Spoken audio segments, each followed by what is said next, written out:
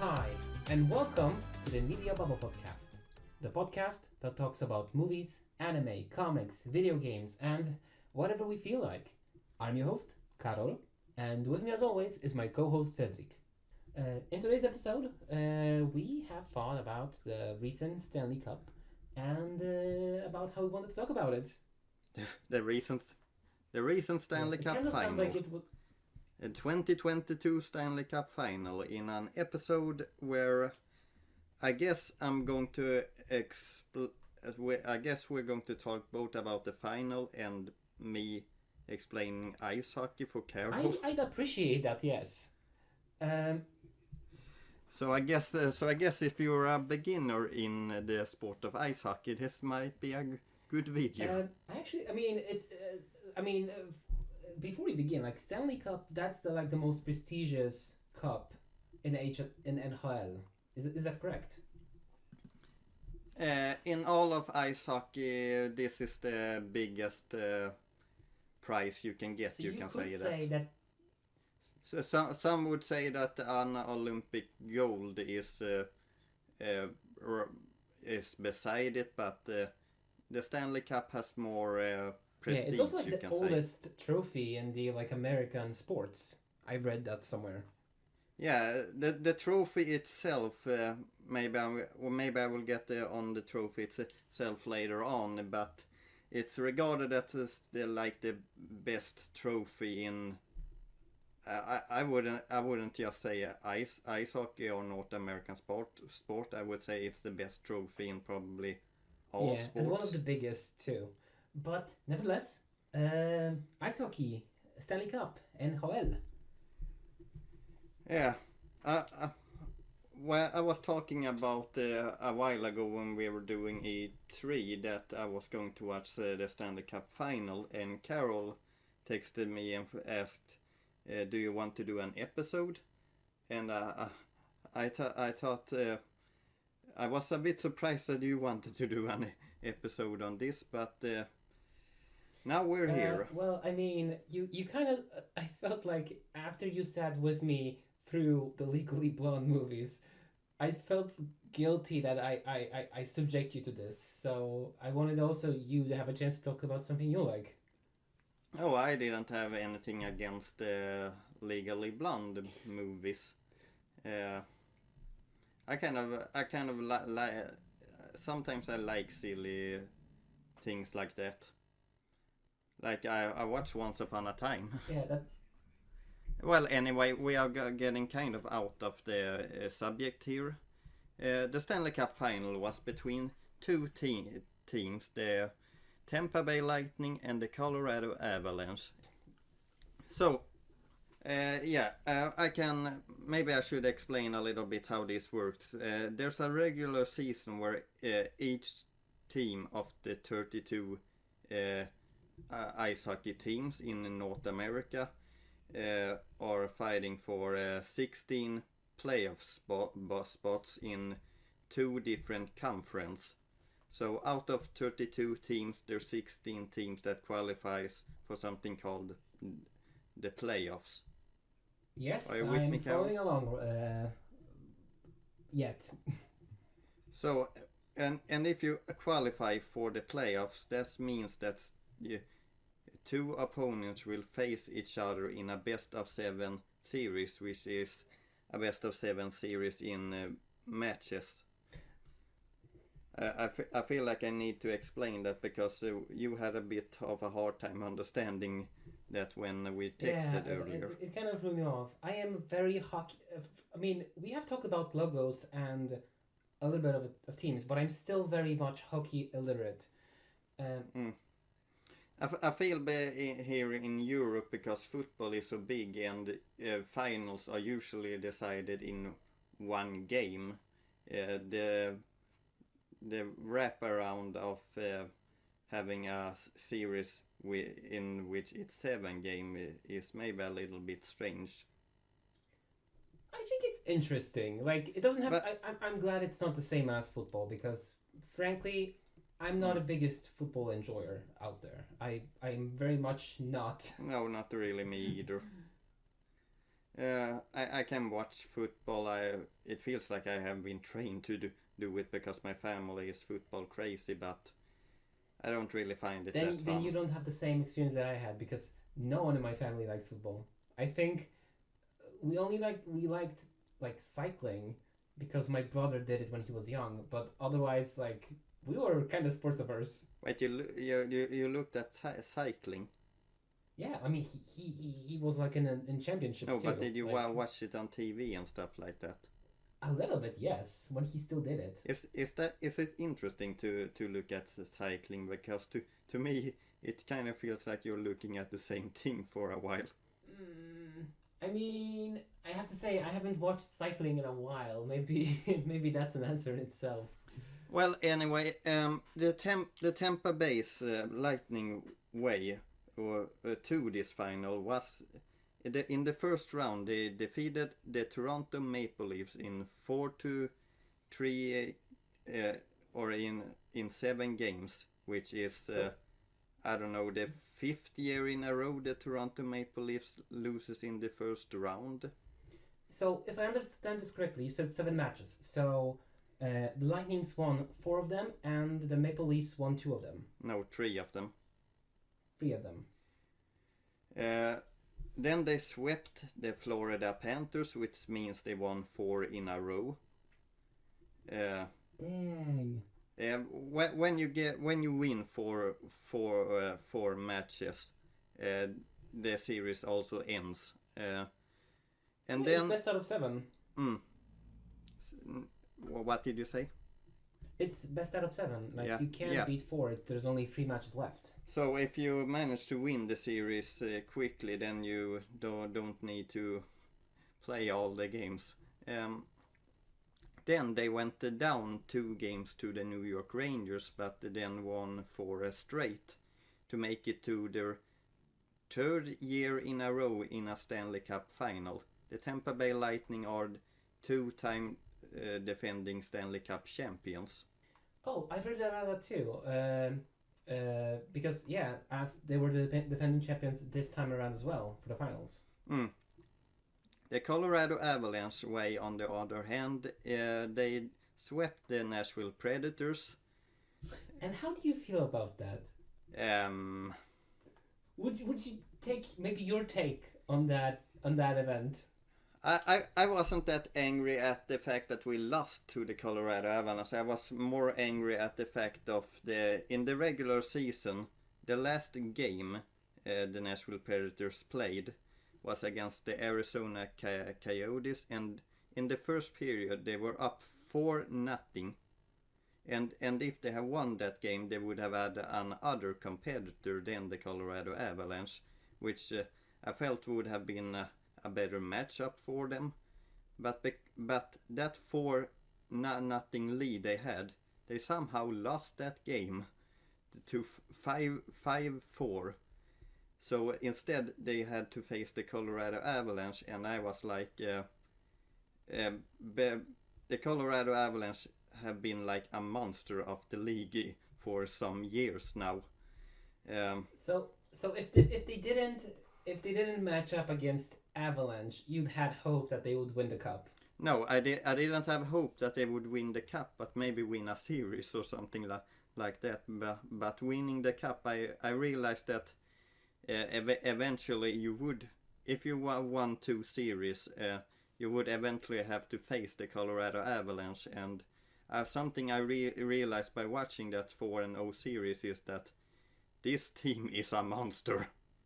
Yeah, I've seen clips of the games that the Avalanche played, and they kind of swept the floor with. The thing with the Colorado Avalanche is in the previous years they have lost in some brutal ways, and if you lose in brutal ways the years before, that usually means that the team, when the time finally comes for the team to win, it pretty much means that they will not let go of the glass at any minute. I remember watching the first game where they scored like crazy, and I was like, can you stop? You have already won the game. You don't have to beat him to a pulp. I don't know. They were close in one game where it went to overtime, but I don't know. My team even thought I will always support them. That they had no chance. At least you're really realistic about this situation. I still cheered for them, but yeah. I mean, I kind of, I mean, just just from proxy from you, I also. Like I would have loved if they somehow magically beat them, but that didn't happen.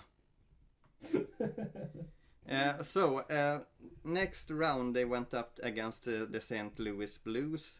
That series ended in 6 games, where let's see if I can remember. They won the first one, lost the second game, won the 2 games in St. Louis, then lost game 5 in overtime, and then won game 6 in St. Louis.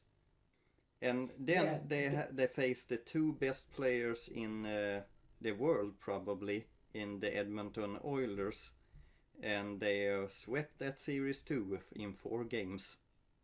Oof, that must have been taking like a big chunk of the Oilers' pride, I feel like. Yeah, it probably did, because something is that even if you go far into the playoffs, if you get swept, you don't really feel that good about it. Another thing with Tampa Bay is that Tampa Bay swept the Florida Panthers, but something that I didn't mention is that Florida Panthers won the President Trophy, which means they were the best team in the regular season. So they were like the powerhouse coming into the playoffs, and the Tampa Bay Lightning still swept them. They were like the favorite, like, oh, look at their previous accomplishments. Yeah. Oh no. So this final made it interesting because it was pretty much the 2 strongest teams facing off against each other in the final. It was the 2-time Stanley Cup champions against the new kids on the block kind of thing, I guess. Yeah, kind of the underdog versus the old guard. Yeah, the Colorado Avalanche reminded me a bit of the Tampa Bay Lightning before they won cups, because the Tampa Bay Lightning had to go kind of through the same thing of losing some brutally battles before finally getting it done.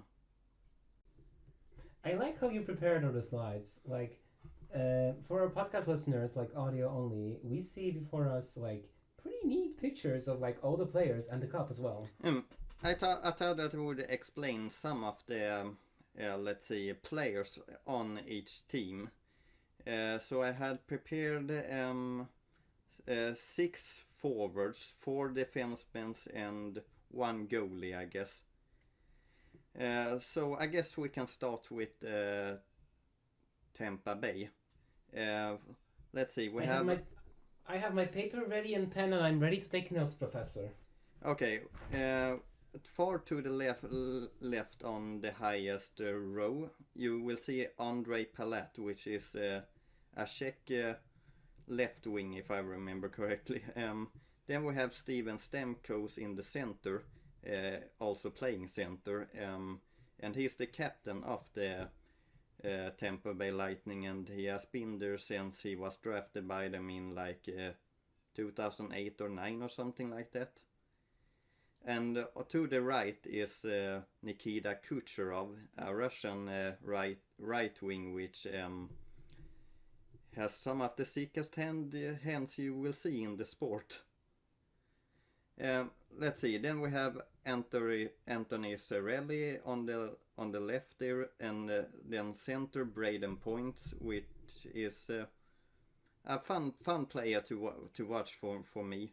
On the right we have Corey Perry, which is an older player who is joining a good team to win a championship. He had actually been in 2 finals before with 2 different teams, both time losing to this Tampa Bay Lightning team, but then I guess he join them instead. And then he lost again. Yeah, we haven't really come to that part yet, but we know how the final went. And then we have the Swedish defender Victor Hedman, who for a number of years have been called NHL's best defenseman. And to his right side there, I haven't gone completely with how the line works. I've just taken some of the players. We have Mikhail Sergachev, a Russian defenseman. Let's see, Eric Cernak and Ryan McDonough. I think Ryan McDonough is an American defenseman. I'm not exactly sure if Eric Cernak is American or Canadian now when I think about it, but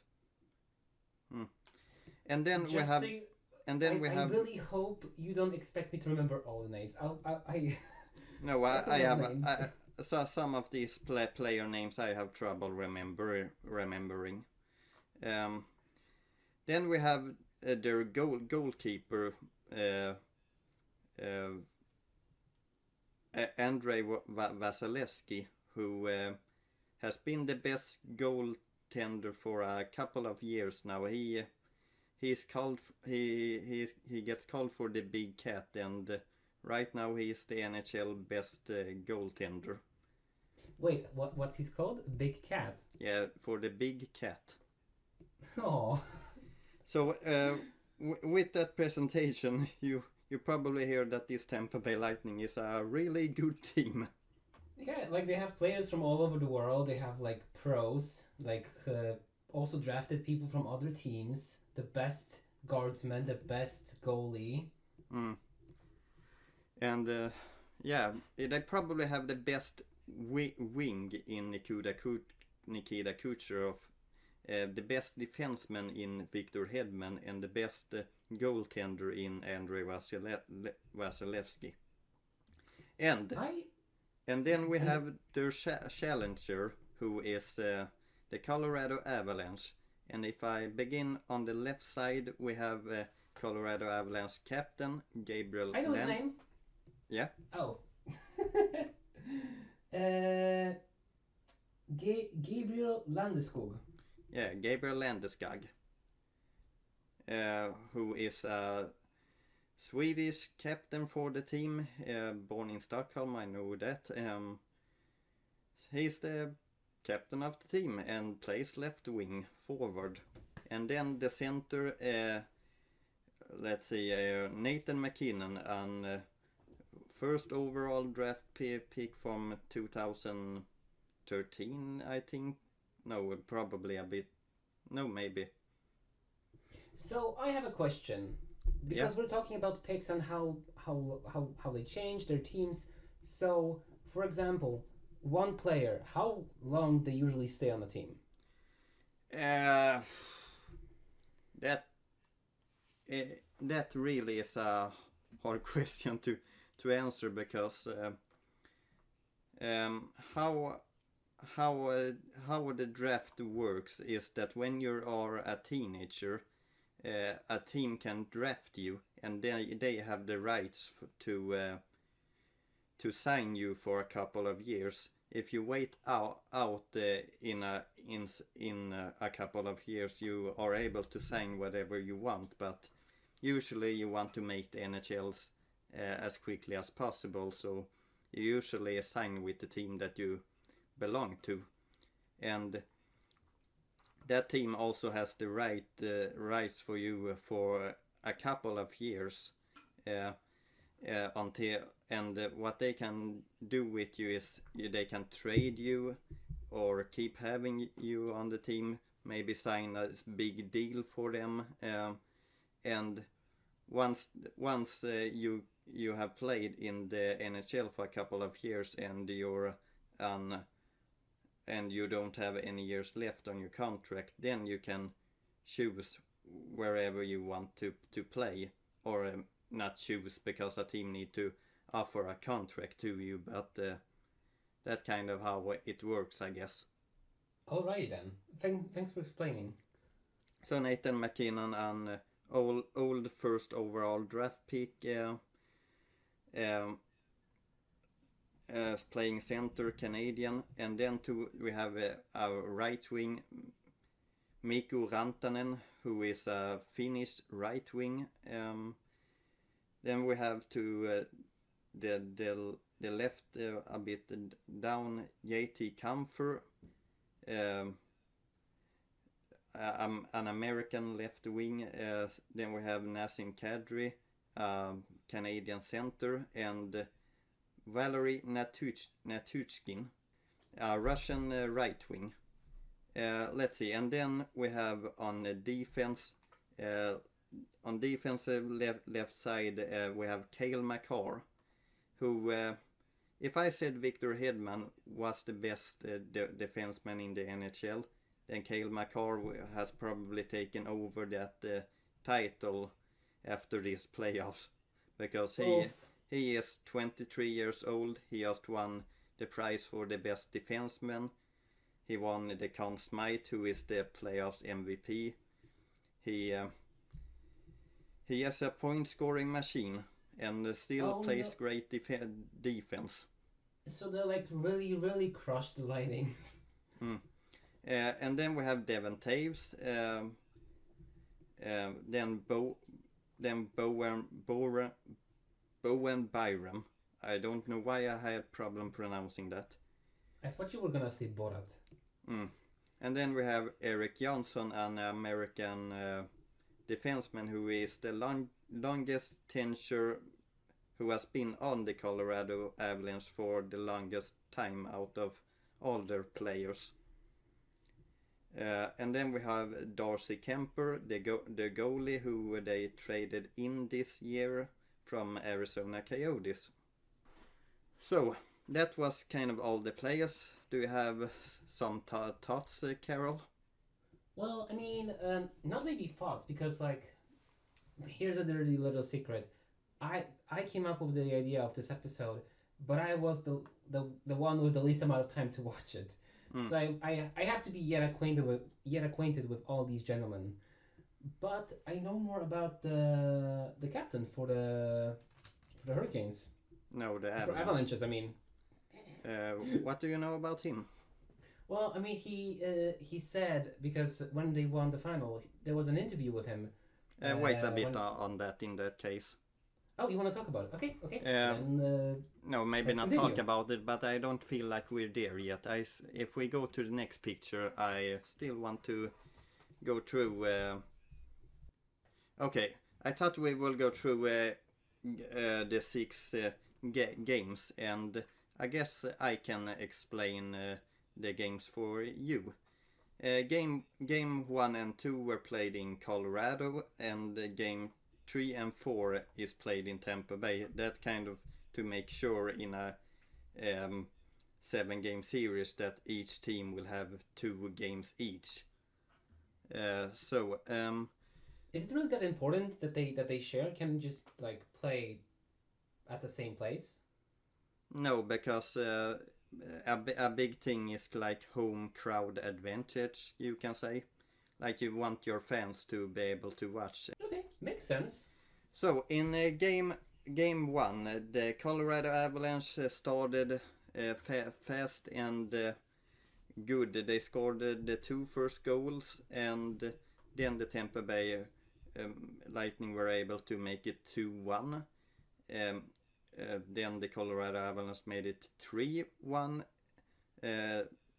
in the first period. The second period, Tampa Bay managed to tie it up 3-3. The third period ended with no goals, and so it goes to overtime. And how overtime works in North American sports is that you play until there's a goal, and I mean that you really play until there's a goal. Like there have been overtimes that has gone to like 6 periods or something like that. Jeez Louise. Like I remember a couple of years ago, the Tampa Bay Lightning faced an opponent, and that game lasted for like 4 overtimes. And when you think about that, they already played 3 regular periods. It's like they played a 7-period game. They must have been like absolutely dead afterwards. Yeah. You know but they still won the cup that year. You know what it reminds me of? What? I know it's unrelated, but Quidditch. Quidditch? Yeah, because there's the same rules since you play until you get the golden snitch. So you can play for... But I never really long. gotten that about Harry Potter, because the golden snitch is like... It ends the game, but it also awards like so many points to the one that catches it, which I kind of makes it feel like it's an unfair thing, to be honest. It is. It truly is. But I don't know if it wasn't in the fourth movie where like Victor Krum, they lost, but he still got the snitch. So it was like this high moment. But now I'm getting off track. Sorry. Okay, well, game 1 ended in overtime by Andrei Burakovsky, another Swedish winger who was on the Colorado Avalanche, and he scored, and so the Colorado Avalanche won game 1 with that. So if we go some days later, game 2, everyone thinks that the Tampa Bay Lightning, the 2 times defending Stanley Cup champions, they're going to come out in this game and really prove that they will take over this series. But instead the opposite happened, where Colorado dominated from period 1 to like the last second of the game. Like, it was one of the most one-sided games I think I've that I've seen. There were facts and things that came out about this final game. Is that this was the highest scoring final game in like 40-50 years, something like that. And then you think about, they did that against the 2-time Stanley Cup champions. But so after being in Denver, Colorado, the Colorado Avalanche went to Tampa Bay, where Tampa Bay finally showed that they were the 2-time Stanley Cup champions, and they won 6-2, which a game that if the 2 games really were that Colorado was the better teams, then I felt like the series had gotten more even now between these 2 teams, were at least in playing wise. But Colorado still was a bit better a lot of times, to be honest. But Tampa Bay managed to take a game 6-2, which makes it 2-1. So for game 4, it is an important game, because if Tampa Bay wins, they tie up the series 2-2, or if Colorado wins, they have an 3-1 advantage, and when you're up 3-1 in a series, you have a much higher chance of winning the series. And so game 4 happens, and there's in the third period, or in the end of regulation, it's 2-2. So in overtime, Colorado really you can notice that Colorado had fresher legs, because Tampa Bay were looking really tired, and Colorado had scoring chance after scoring chance, and in the end it was Nazem Kadri scored in overtime, which was impressive because he had broken his hand in a previous series, and this was the first game he played in the finals.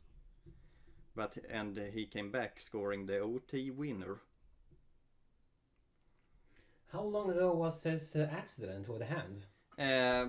Let's see, he got hurt in the previous series against Edmonton in game 3 maybe, or something like that. There was a player on the Edmonton Oilers who pushed him in the in the boards. Oh yeah, can I just mention, because like as a topic of injuries, the guys like they play hockey. Really rough. It's rough. It's hockey. It's in the rules. Yeah, but if you saw this final, it's worse than usual because in the finals and in the playoffs, the judge sometimes a penalty that usually called in the regular season suddenly doesn't get called in the playoffs. Really? Yeah, Why? they just lets them play. If the judge is going to give a penalty, it has to be a really aggressive penalty. I can tell you that.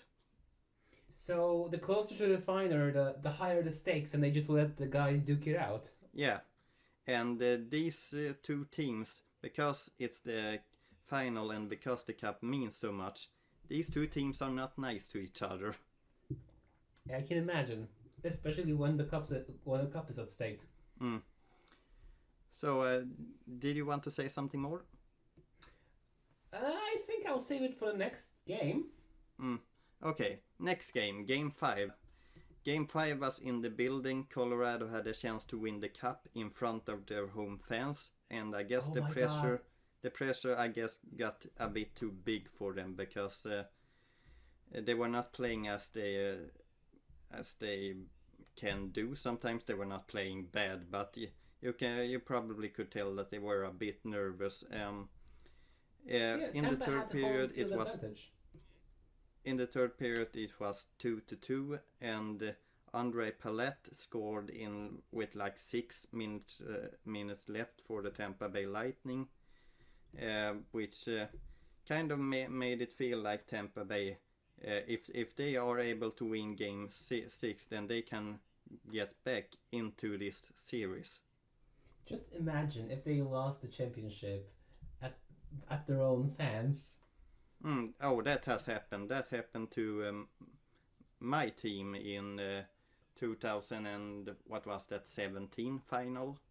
Oh no! I think you can like get the tickets and you like go our team, and then they lose, and it's like, did you waste the money or not?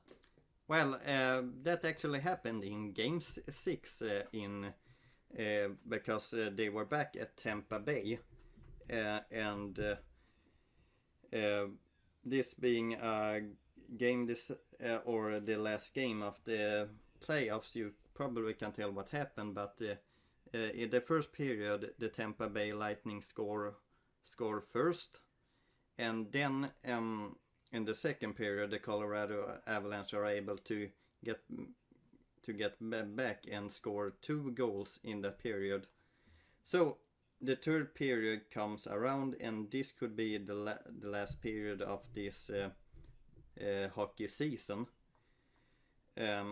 And the Colorado Avalanche pretty much did everything to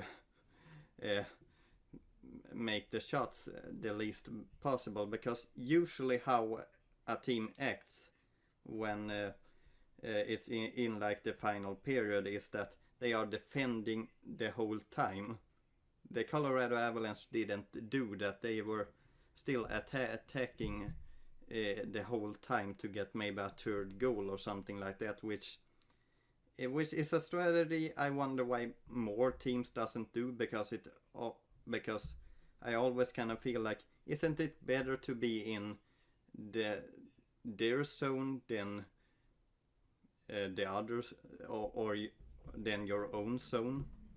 Yeah, but because, anyway, I mean, as you said, like if they're attacking, then if they're defending, they cannot try to score a goal on you. It's an excellent strategy. So a Colorado Avalanche managed to there's a clip of the captain when he's blocking a shot in like the two minutes left, and the puck hits his skate and the blade of the skates goes off. So another player, Nathan McKinnon, helps the captain off the ice and tries to get him to the bench, and like halfway through the captain have to like crawl on ice on all four to get back into so he can change. And you kind of just have this image of that's how much it means to win, you can say. But anyway, Colorado Avalanche managed to win. With that, they won the Stanley Cup. Hooray! Good end. Which, Colorado Avalanche was a team that deserved to win, to be honest. They were looking like the best team throughout the whole season, so yeah. I mean, you say deserve, but what is your personal opinion? Which one would you like to win more? The Tampa Bay Lightnings or the Avalanches? Depends on if I it depends on a lot of times of how I feel about the teams. These two teams I like quite a lot. These two teams, to be honest. So I was hoping more for the Colorado Avalanche because they hadn't won the cup while the Tampa Bay Lightning had won it 2 times already. Like these two teams, I wouldn't really say that I have a ranking of teams, but you have some that you like more than others, and these two teams are teams that are like shall I say top 8 in the league for me. But I understand it's hard to choose. You didn't really go out with, oh, I'm gonna root for this team. You just enjoyed that there were 2 teams that really gave it all. It's quite nice actually not cheering for a team, because when I watch the Predators, you get so nervous, or at least I get so nervous that it's kind of nice seeing 2 other teams more, because then you can relax and watch some hockey. I mean, yeah, I can imagine that watching a cup is not relaxing at all.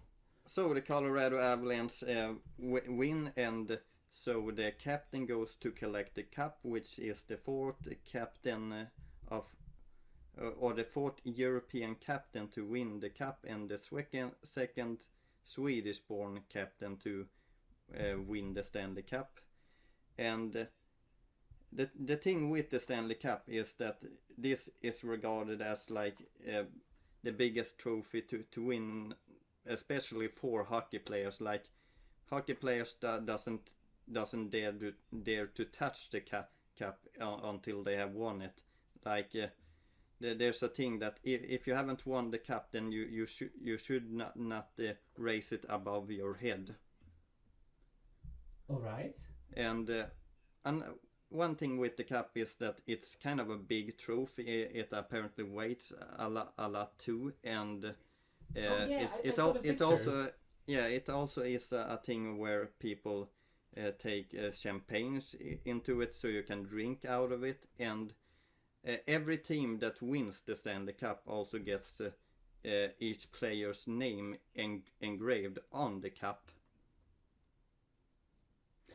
That explains its massive size. I know that I've read somewhere that it's been like elongated and reduced and then elongated again. Like, if this continues, how big will the cup be at the end? It would have been bigger in that case, because there's like 4 rings to it, and when one ring gets their names full, then the oldest ring gets out of the cup and into the Hockey Hall of Fame instead. It doesn't get bigger than this. Oh, right, because I was wondering what happens with the names of all the people that have been erased, and that sounds like awful. If the intent is to keep the names on the cup, but I see now they have a fail-safe. It goes into the Hockey Hall of Fame, which is placed in Toronto. Also, because I feel like maybe this is not the point, I wanted to talk about the interview with the captain. Talk about the interview, Karol. Yeah, so after he received the cup, it was like a really nice moment, and he, Mr. Landeskog or skog. How did you say it? It was so funny. In English it's landeskog. In Swedish it's like landeskog. Yeah, so Landeskog. So he was like looking at, like, he said almost like the same thing you did, that this is like the greatest achievement, that even when he was a young boy he always dreamed of having the cup and like reaching this like pinnacle of hockey, and he was really teary-eyed the whole time. And then he excused himself and he went to cheer with his not cheer to just to talk to his wife. To hug his wife. Yeah, it was. I just wanted to mention because it was such a sweet and sincere moment for this guy, and I feel like it all showed how much families this was comes for him. down to the ice to congrats and hug each other, because it's a big achievement to win the Stanley Cup, because it's the biggest prize of ice hockey. Like that is the thing that every ice hockey players want to win. It's like it's like the thing of if you are a great if you want to be a great ice hockey player, then you gotta win the cup. You can say that. I mean, it automatically nets you the Hall of Fame. So yeah, I agree. Yeah, not the Hall of Fame, but Hockey Hall of Fame. yeah. The you don't really get into the Hockey Hall of Fame because it's a big team on the roster, so not everyone gets in, but the big names usually gets in. Oh no! So some people are just like scrubbed off, like. Or do no. you mean the rings that are on the cup? No. I meant, like, as you said, after the rings, well, 50-50. Because, as you said, the team gets put on the cup, and then with time, the names get put into the Hall of Fame. So I was thinking, like, okay, well, that nets you the Hall of Fame in, like, with time. Yeah. Usually the cup can kind of be something that the cup is weird in one way, because a couple of years ago, the greatest goal scorer of the NHL, who will maybe go down as the best goal scorer of all time in the NHL, but he's the best at scoring in the modern era. People were talking about him if can you say that he is really a good hockey player if he hasn't won the cup? He did win it eventually, but the cup has some weird kind of thing of deciding if you are a truly great hockey player or not, you can say. Yeah, but that's kind of BS. Like, I get the sentiment. Like, this is the utmost echelon of hockey excellence, but you have to remember you're not alone on a team. Like, this is a team sport. Yeah. That's kind of the argument that a lot of other people are trying to kind of make. So, like, I feel like the at least the cup. This is a team prize. But wait, can't you get into the Hall of Fame like through some other merit? You can get into the Hall of Fame. What I meant by that is some people's opinions. You can get into the Hall of Fame without winning the cup. Like it was just announced, 3 Swedish players in Henrik and Daniel Sedin, 2 twins, and Daniel Alfredsson, 3 Swedes who have never won the Stanley Cup, but they still got into the Hockey Hall of Fame because they were really great ice hockey players. Ooh, I mean, good for them. So that was this year's Stanley Cup final, and this final was more hyped up than usually because, as I said, it was kind of like the battle of the 2 greatest team for a while. and the Colorado Avalanche managed to defeat the 2 times. Can I just say that in sports, I feel like if a team has won like 2 titles and they manage to make the final for a 3rd straight time, I feel like they are really hard to then beat in a final. Like, so big credits for the Colorado Avalanche to manage to do it, because they sure didn't get an easy opponent in the finals. And still Tampa Bay Lightnings, they as you said, they didn't win, but like finals, 2-time champions, they were no. Yeah, you should not feel sorry for them. Yeah, they still did a great job. So like everybody won in a sense. Well, as I said, there was a player that was on 2 different teams and lost and joined the Tampa Bay Lightning. So he has somehow lost 3 straight finals. Oh no! Which is kind of brutal, because it's kind of hard to get to the final. But he won a cup in like 2007, so he has something. Yeah, so he has won it. So everybody kind of won except for that guy. You can say that.